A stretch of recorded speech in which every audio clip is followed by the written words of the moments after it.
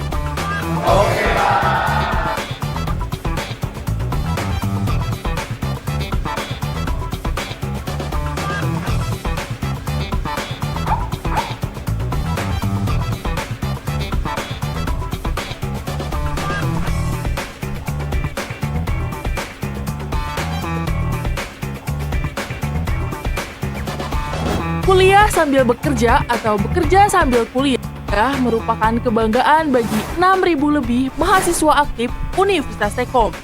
Sebuah prestasi yang selalu meningkat dan terbukti. 90% mahasiswa Universitas Stekom sudah memperoleh pekerjaan dan sukses di dunia kerja dan wirausaha sebelum diwisuda.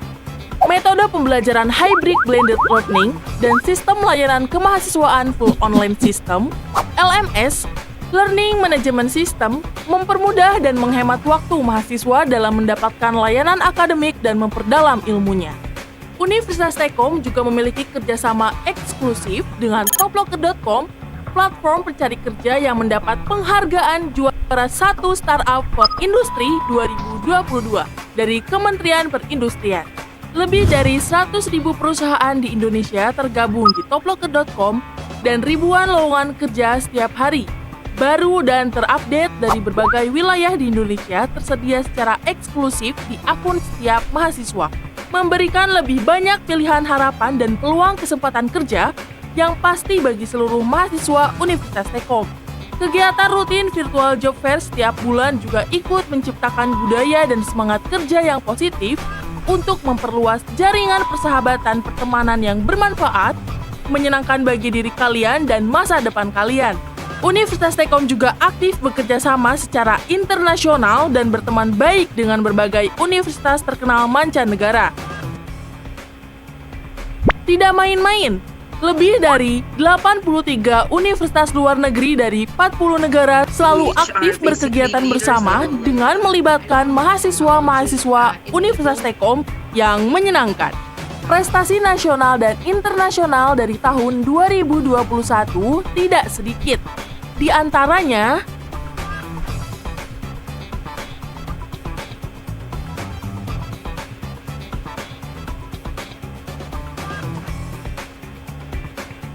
Universitas Tekkom mempunyai fakultas dan program studi sebagai berikut. Fakultas Akademik, Fakultas Vokasi. Berikut adalah lokasi kampus Universitas Tekkom yang tersebar di Jawa Tengah. Segera hubungi kampus Universitas Tekkom terdekat dan daftarkan diri kalian menjadi mahasiswa yang menyenangkan. Dengan biaya studi yang sangat terjangkau untuk setiap lapisan masyarakat, waktu kuliah yang fleksibel dan jalinan relasi pertemanan yang berfokus pada dunia kerja, wujudkan impian kesuksesan kalian bersama Universitas Tekkom. Untuk mahasiswi dan mahasiswa Universitas Tekkom, cuman mau bilang apapun yang kalian lakukan harus ditekuni, ikhlas, konsisten, pahami apa yang kalian lakukan, dan senangi apa yang kalian lakukan. Teman-teman di Universitas Tekkom tuh pada ini aku lihat wawasannya pada luas-luas, pada pinter-pinter, pada semangat semua juga.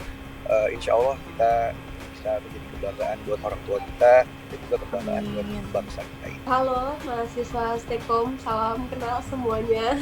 Apapun mimpi kalian, kejar, jangan sampai mental kalian jatuh.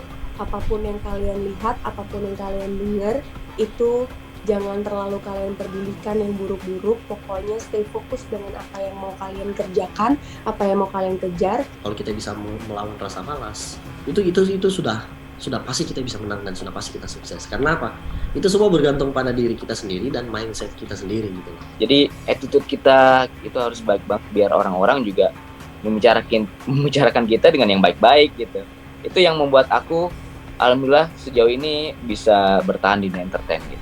Di saat kita kuliah, ayolah teman-teman, jangan hanya belajar tentang ilmu pengetahuan, tapi belajarlah tentang entrepreneur. Karena dengan kita belajar entrepreneurship, kita tidak hanya mendapatkan ilmu pengetahuan, tapi kita bisa mendapatkan makna hidup. Halo semuanya dari Universitas Tekkom. Pokoknya buat kamu semua yang kuliah ataupun kuliah sambil kerja, jangan pernah nyerah atas apapun yang kamu lakukan saat ini. Karena masa depannya masih panjang. Jangan pernah iri sama teman yang lagi main, sama teman yang lagi jalan-jalan. Pokoknya fokus ke masa depan kamu aja, karena masa depan kamu itu nggak di tangan orang lain. Ojo mek kerja, ojo mek kuliah digabung.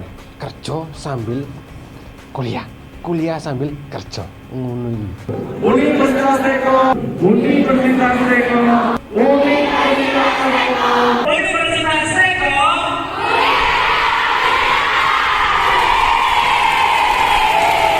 Universitas Tekkom kuliahnya menyenangkan.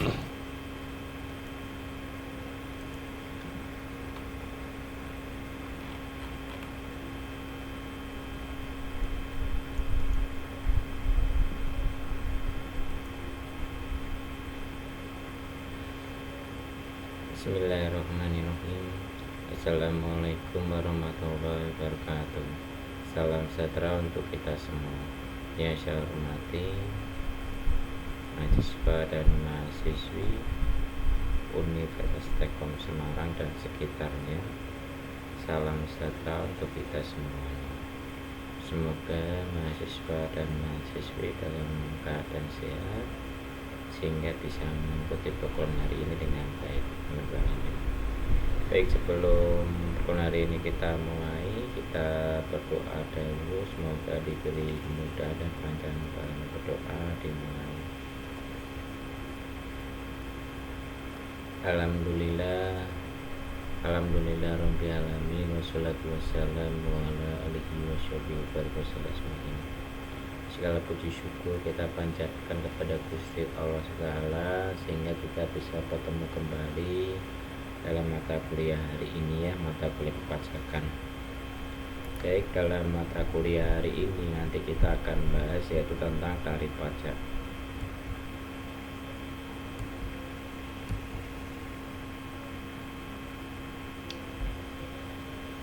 Tarif pajak itu sudah berlaku sejak zamannya kita tahun 1945. Sebelum merdeka pun sistem pajak telah ada ya. Cuma tarifnya yang berbeda-beda ya. Pajak tujuannya untuk mewujudkan pendapatan negara, tujuannya kembali kepada masyarakat untuk pembangunan negara ya. Jadi pajak itu sangat menopang negara kita ya, karena pendapatan negara dari mana? Dari pajak ya. Pajak itu juga berfungsi kepada diri kita sendiri ya, misalnya untuk perbaikan jalan, untuk kesehatan masyarakat ya, yang kartu Indonesia Sehat ya, itu dari mana? Dari pajak ya. Untuk rumah sakit, nah itu dari mana? Dari pajak ya kan. Terus pembangunan jalan, perbaikan jalan ya, itu dari mana? Dari pajak ya. Pajak itu iuran dari masyarakat kembali kepada negara ya. Hanya ketentuan dan kebijakan tarif pajak itu berbeda-beda. Jadi pajak itu untuk mencapai keadilan dalam pemungutannya. Nah, kebijakan tarif pajak itu terkait erat pada fungsi pajak ya, fungsi target, ada fungsi mengatur ya, selalu ditetapkan dalam suatu jumlah dan suatu persentase yang tertentu yang nanti kita akan ketahui ya.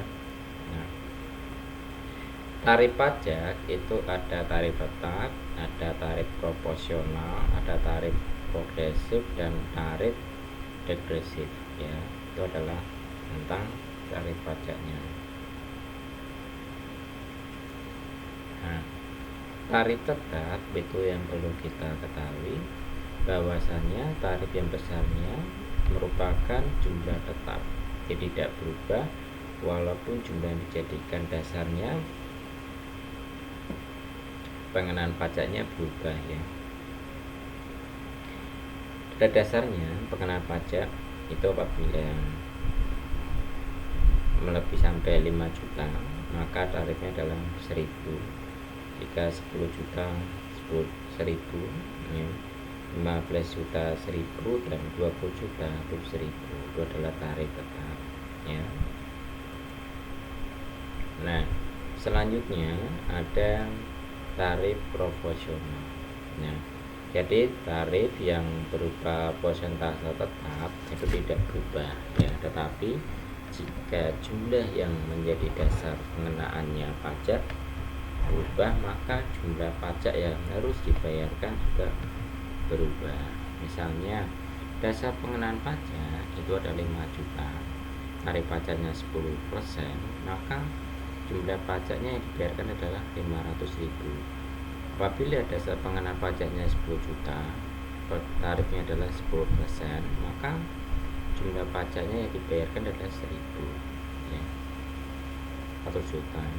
Terus selanjutnya 15 juta, apabila tarif pajaknya 10%, maka tarif pajaknya 1.500.000. Jika 20 juta, maka apabila tarif persentasenya 10%, maka dia kena jumlah pajaknya sampai 2 juta. Ada tarif pajak profesional.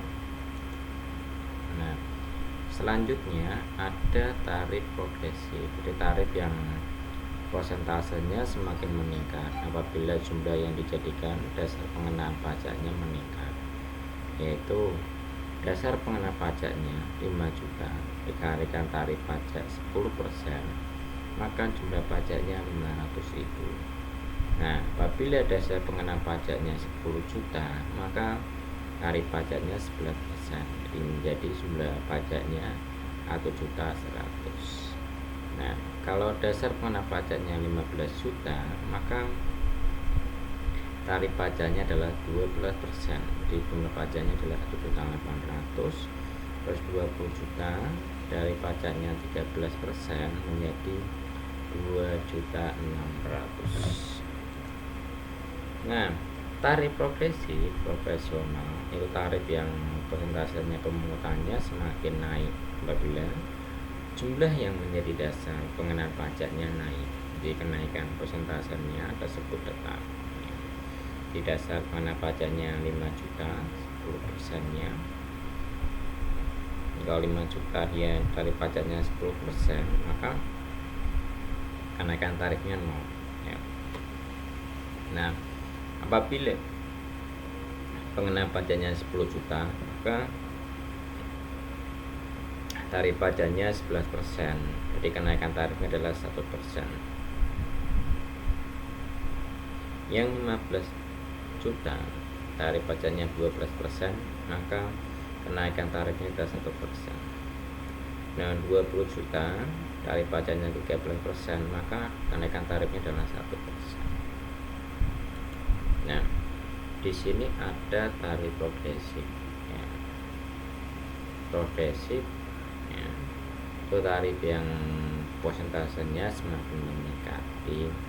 Apabila jumlah yang dijadikan dasarnya itu meningkat, nah maka dasar pengenaan pajaknya meningkat, termasuk kenaikan persentasenya juga meningkat.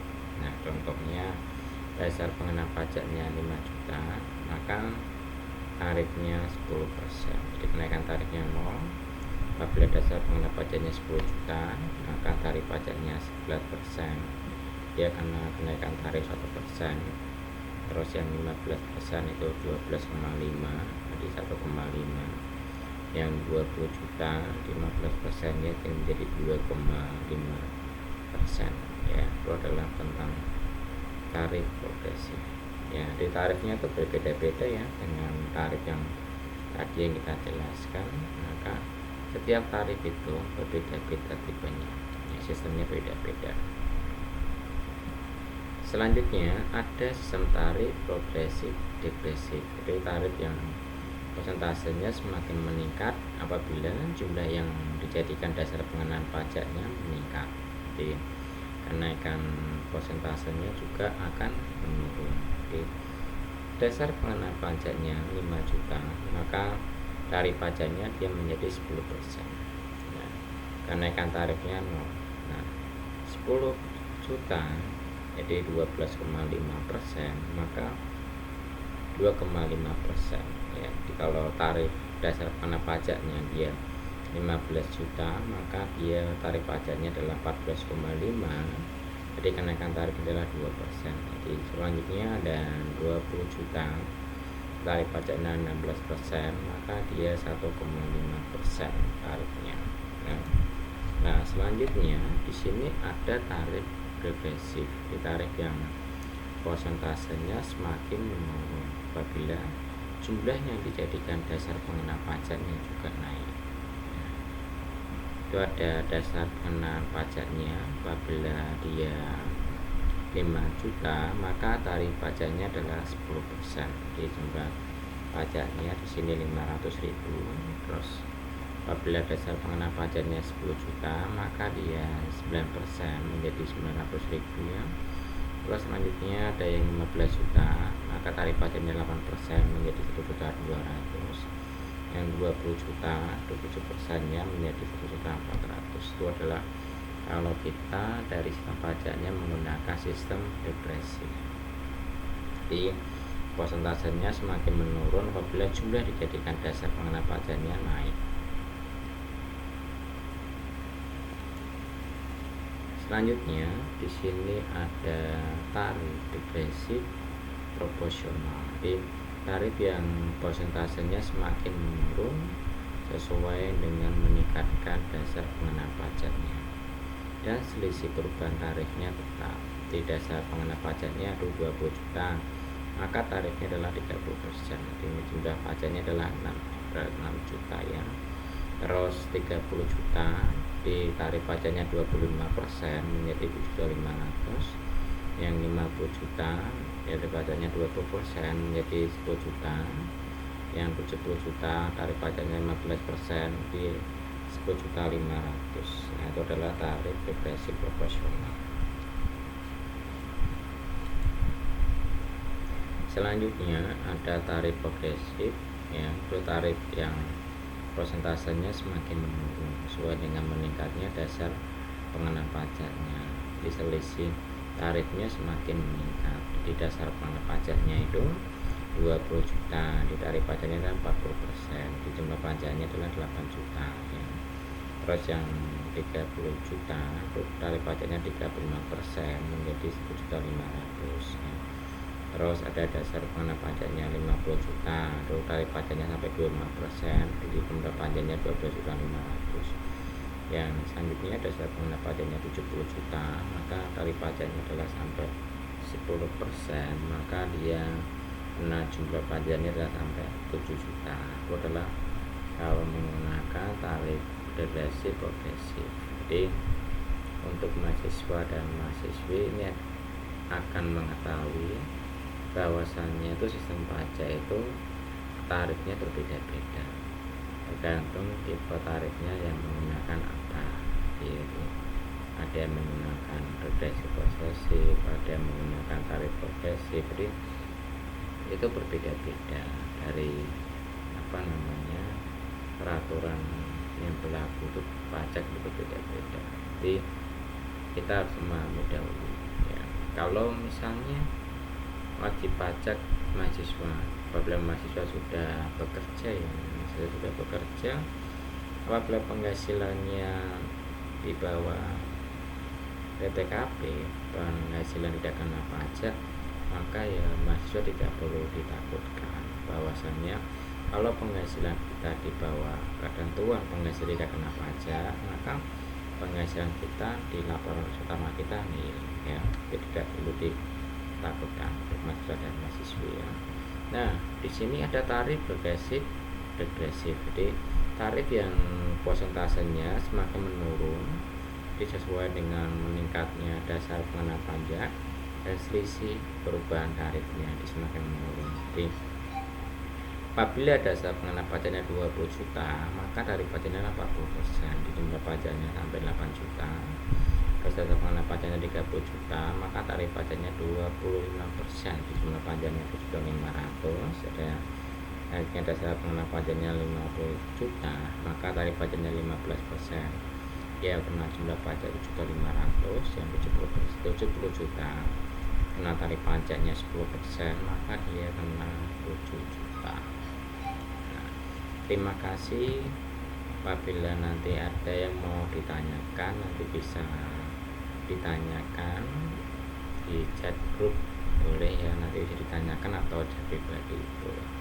Baik, terima kasih kepada mahasiswa dan mahasiswi yang telah mengikuti perkuliahan hari ini. Saya ucapkan terima kasih.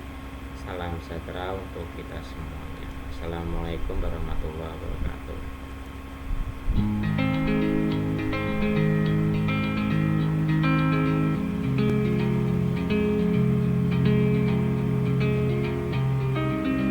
Terima kasih adalah emosi manusia yang paling sehat.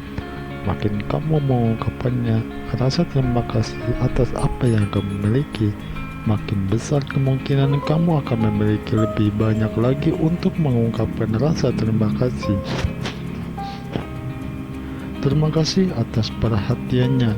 Saya sangat bersyukur memiliki teman yang luar